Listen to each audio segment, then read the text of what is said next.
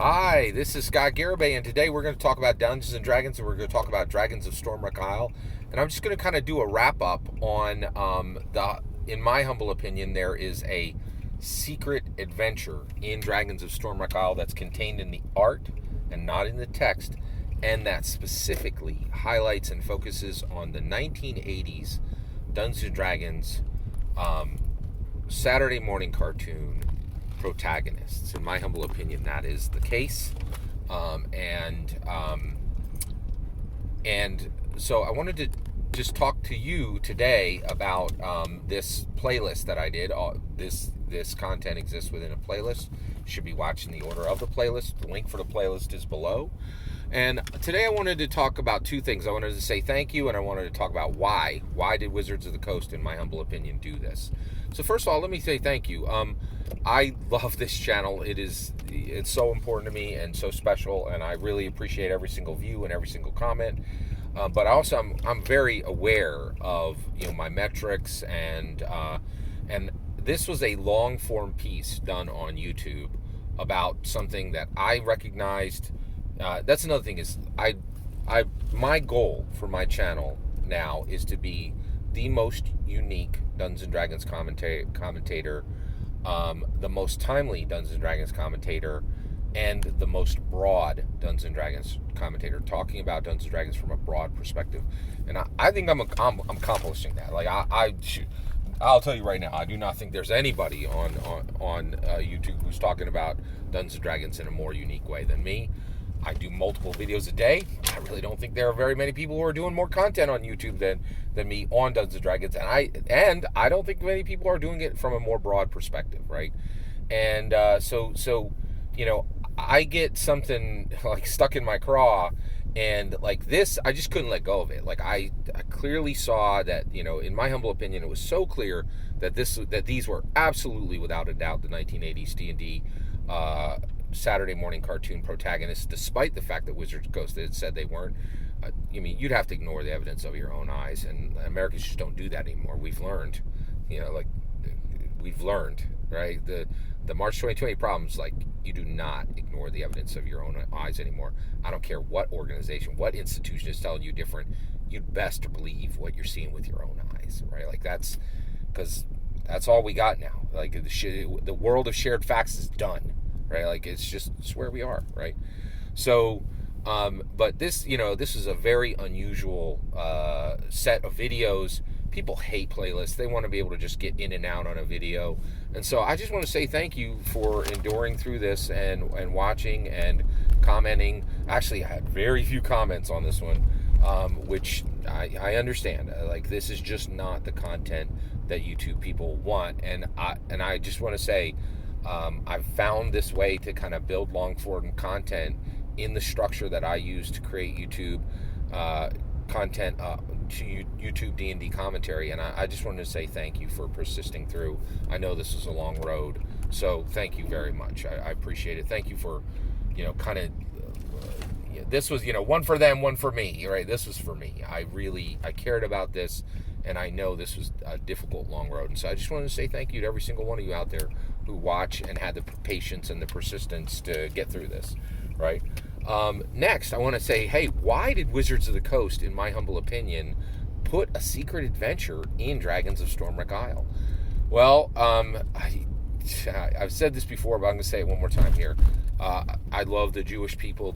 I think they're one of the most fascinating, most special, most unique, they're just a really special community in our world, and I'm just so thankful to the Jewish people for everything, for all the wonderful things they put into our world.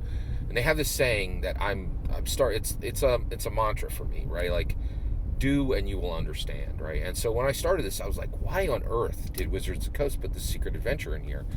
And now, only after I have done the excavation, the interpretation, the sequencing, and am ready to run this for my own group, do I see why, in my humble opinion, they did this. I think the reason they did this is clear, and I'm going to tell it to you right now.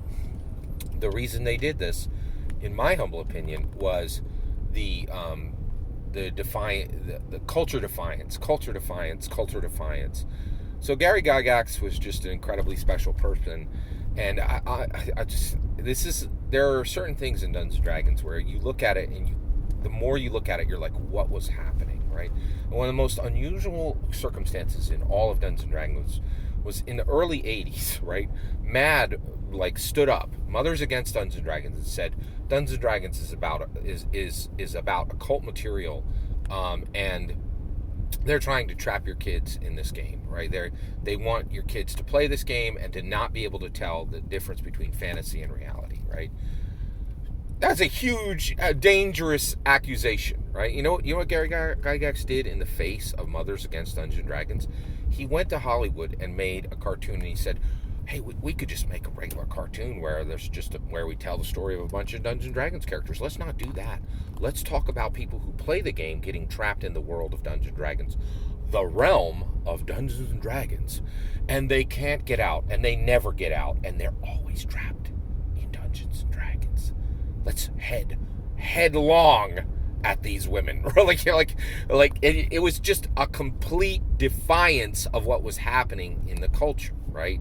And he was saying, y'all are worried about your kids getting stuck in Dungeons and Dragons? What if I make a Saturday morning cartoon about your kids getting stuck in Dungeons and Dragons? Just outrageous defiance of culture, right? And I think, in my humble opinion, Gary Gygax was a risk taker. He was a brilliant genius. He was a renegade, and he was exactly like Harriet Tubman. He was exactly like Abraham Lincoln. He went against what others told him could not be done or should not be done, right? And he just crushed it, right? And this is the Dungeons and Dragons 5th edition design team saying, hey, we got a starter set here, right? We're doing another starter set. This is what, the 3rd or 4th or 5th starter set we've done for 5th edition alone? And I think they were like, let's do it, man. Let's echo Gary Gygax. Let's be defiant of culture, right? Let's do something that most people will not even see, right? And let's really defy culture and put 2 adventures in one box. One adventure for the Muggles and one adventure for the Legacy Dungeon Master. And it was the same risk-taking, the same, let's head right headlong into the problem, right? And because there are a lot of people out there who are like, Dungeons & Dragons 5th edition isn't deep. Dungeons & Dragons 5th edition isn't dangerous.